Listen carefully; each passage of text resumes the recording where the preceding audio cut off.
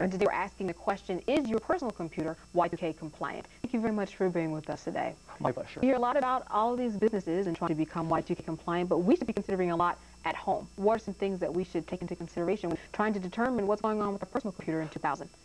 Just like mainframe computers, all personal computers are afflicted by the same Millennium Bug, and that's the absence of the two-digit century field in the dates, and therefore the year 2000 can be mistaken or would appear if it's 1900.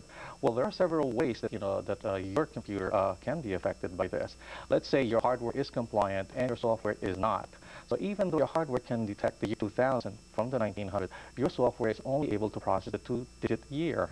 So it will ignore the year century field of 20. So now if you have applications or software that actually does a lot of accounting functions, your budgeting software, this software would tend to do a lot of date calculation, interest calculations, accounts payable, accounts receivable, and a lot of your financial statements are likely going to be affected by that date problem.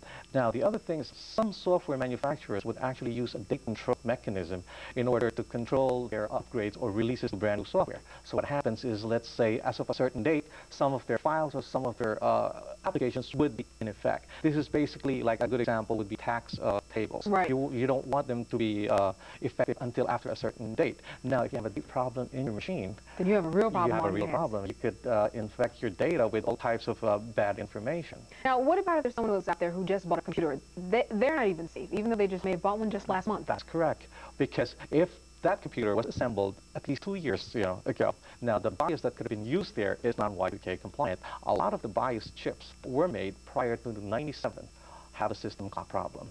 And that is that part of the computer that actually maintains and keep the date and time for the entire system. So now the hardware, you can have the clock off, and then even on the side of software, there's some things that you should consider too. That's correct, because even if your hardware is able to determine the difference, your software will not be able to, because if it only processes the two-digit year, it will not be able to recognize the year 2000 from 1900, and the same problem will occur. Now, what do you do in order to keep up with all this moving technology? Well, there's three ways of different things, or three different things that you could do in order to check whether your machine is compliant or not.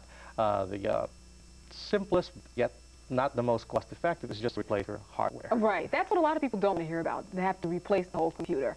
You know, I mean, I think that when it comes to keeping up with technology, you have to be almost a millionaire in order to, take care of what's going on. You have other steps that people can also consider. Yes, well, let's say if you have a lot of investments in your personal computers now and replacing everything is not a viable solution, well, you could hire a professional consultant that would eventually help you take a look at the different computers and see if they're Y2K compliant, whether you could save this hardware and just upgrade your BIOS chip, or save software and basically come up with patches from software manufacturers and just update this software. If you totally have to replace it, he will help you migrate your data from the old system to the new system. Right, because a lot of emphasis has been placed on businesses and making sure that they get the help that they need. But on a personal level, I really haven't seen that much out there. Correct. Up to this very day, a lot of people are unaware that they are likewise affected by the Y2K bug. Even if they are, it's just like the tax deadline. I mean, right. People don't really react until the very last day when you're supposed to do it. Exactly. So people keep those things in mind, and certainly they can check into certain websites to get free software that might be out there for people who do need help with their personal computer updating.